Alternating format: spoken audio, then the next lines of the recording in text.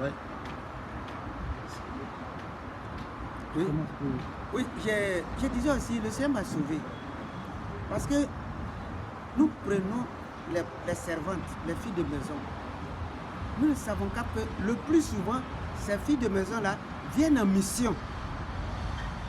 J'avais pris, quand j'ai cru, la fille de maison que j'ai eue, la servante que j'ai eue, j'ai reçu que quelquefois me donnait de la viande en songe. Mais je jugeais la personne. Si ce n'est pas moi, c'est à mon épouse qu'on donnait, ou bien ma fille. Donc, j'ai demandé à mon frère des disciples, voilà les problèmes que j'ai. On me donne la viande chaque fois. Il dit, mais cherche Dieu, que Dieu te dise, qu'est-ce qui ne va pas? Non, je me suis tourné vers le Seigneur. J'ai dit, Seigneur, qui est-ce qui est derrière ces viandes qu'on me donne chaque jour? Le Seigneur me dit que c'est Eugénie. Eugénie, c'est la servante qui est à la maison. Donc, le matin, je l'ai appelée. Je dis, Eugénie, tu pratiques la sorcellerie? Elle a été surprise. Elle s'est levée. Elle a commencé à pleurer. J'ai dit, ne pleure pas. Que moi qui suis là, je suis un enfant de Dieu. Ta sorcellerie là ne peut rien contre moi. Parce que Jésus est là. Je vais te délivrer de la pratique de la sorcellerie. Parce que Jésus peut te délivrer. Tu acceptes? Elle dit, j'accepte. Elle dit, oui. Quand je suis arrivé ici, tes parents là sont venus me trouver, qui m'ont demandé de prendre l'âme de ton fils là pour leur donner. Donc c'est l'âme de ton fils que je cherchais pour leur donner. C'est moi qui te donnais chaque fois les viandes là. Et j'ai dit, bon, comme tu sors en famille aujourd'hui, va, mais tu reviens, je te délivre. Elle allait jusqu'à elle est revenue. Elle a dit, non, non, tonton, je ne vais pas rester dans cette maison-là, que je vais partir. Elle est partie. Une deuxième encore est venue. Elle est arrivée.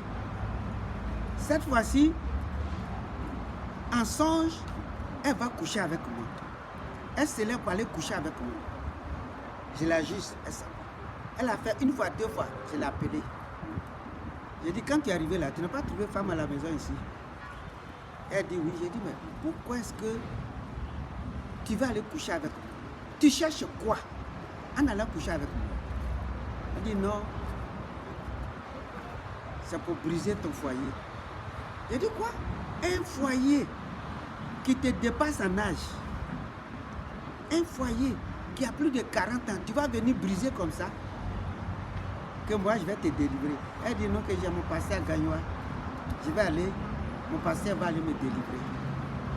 Elle a quitté la maison, elle est partie. Il y a une autre qui est venue. Cette fois-ci-là, elle-même, je l'ai levée à la maison. Elle a couché, elle a eu un enfant à la maison. Or, elle aussi, elle pratique la sorcellerie.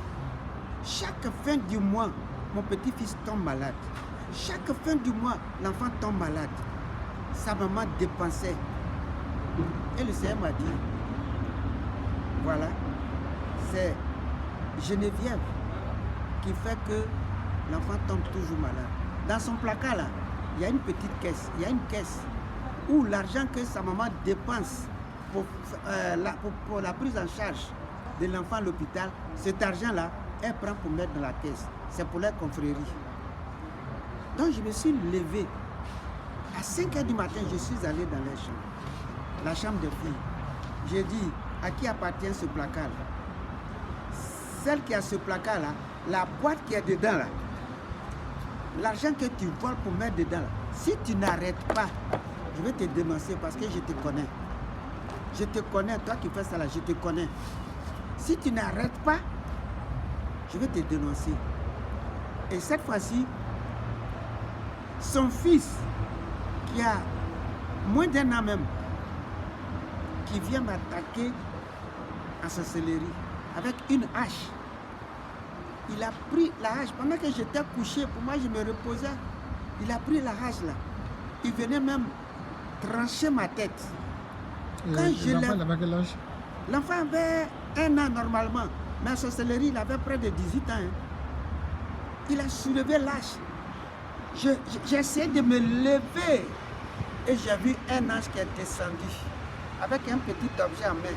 Il a frappé sur la tête de l'enfant et il est tombé. J'ai récupéré l'âge. J'ai fracturé sa tête. Pendant que il criait, il me tue, me tue, me tue. Je l'ai tué. Et l'âge me dit, dépose l'âge sur lui. J'ai déposé l'âge sur son cadavre. Il dit, va à la police. Va dire que quelqu'un est mort. Il est couché chez toi à la maison ici. Le cadavre qui était à la maison, je sors de la maison, le cadavre est dehors. Sa maman, cette fille-là, Geneviève, là, elle était assise à côté. Et quand on est arrivé là, j'ai dit, hé, sa maman nous a vu, hein. Sa maman a vu que c'est moi qui l'ai tué. Là, je me dis, continue ton chemin. Et j'ai continué, l'ange aussi est parti, je me suis réveillé. Le matin, je l'ai appelé, j'ai dit, quitte ma maison. Sors de chez moi, va-t'en. Va-t'en. Je l'ai chassée de chez moi. Elle est partie. Elle dit, tu pratique là. Et cette femme-là, cette fille-là, elle a donné 3 fois sa vie à Jésus. Mais pour faire sa repentance, elle dit non. Chaque fois, elle donne sa vie, mais elle dit non. Elle dit, je comprends. C'est à cause de la sorcellerie que tu ne veux pas faire de repentance. Donc, si tu ne veux pas faire de la repentance, pour que le Seigneur te délivre de la sorcellerie, quitte ma maison. Donc, je l'ai chassée. Elle est partie. Donc, faisons beaucoup attention aux femmes de ménage que nous prenons. Ces femmes-là nous causent beaucoup de dommages. Nous détruisent même. Nous détruisent franchement. Nous devons faire beaucoup attention. Si le Seigneur n'est pas avec toi, elles vont te détruire. Elles vont t'anéantir même. Le plus souvent, j'entends les frères, depuis que vraiment la fille est venue de ma maison, là, c'est des problèmes. C'est des problèmes. Je dis, elles sont en mission. Donc j'ai dit sincèrement, Monsieur Seigneur, qui m'a révélé la présence de ces sorciers-là chaque fois dans ma maison. Vraiment que son nom soit béni. Au nom de Jésus-Christ. Amen. Amen.